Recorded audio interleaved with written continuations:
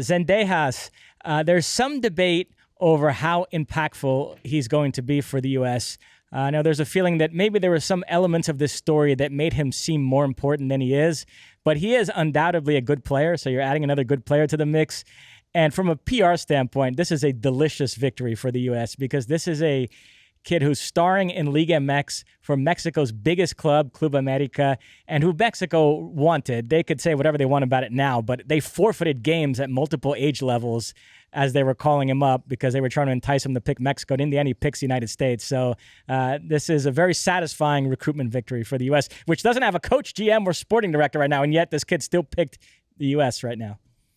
Well, it goes back to, and if you haven't listened to it, really check out our interview with Brendan Hunt, and some of the quotes that he gave riled up the folks out there, including him talking about Greg Berhalter. And I'm paraphrasing here, but basically he said Greg Berhalter did everything that was asked of him. Well, one of the things that was asked of him, and obviously Ernie Stewart and Brian McBride, was to go out there and to recruit. And I do think that you can not like Greg Berhalter for this or that reason, but in terms of the dual nationals that have been wooed, this is another feather in the cap, and this is part of being a good coach. This is part of being a good leader, administrator within a federation right now. And if you can't do it, then you're leaving stuff on the table. So again, this is a good thing for whoever ultimately takes over this team. And it's fun because it's a statement and it's a message out there to others that you could go this way, you can go this way, and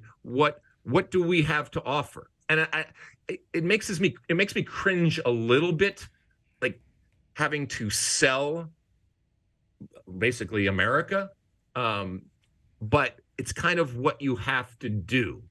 And I want you to want to play for America because it's America, but I'm not naive. I get it that you have to look at it and say, it's not just that. There's all of these different opportunities that come with it. And obviously, whatever was laid out in front of him resonated. And the experience of being in camp, being around this team and what it is, or maybe what it could be leading up to 2026. You like that clip?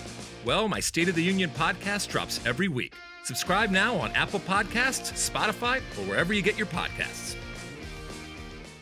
You like that clip? Well, my State of the Union podcast drops twice a week right here on my very own YouTube page. The only way to stay up to date is to hit that subscribe button down below. Size the day, and see you soon.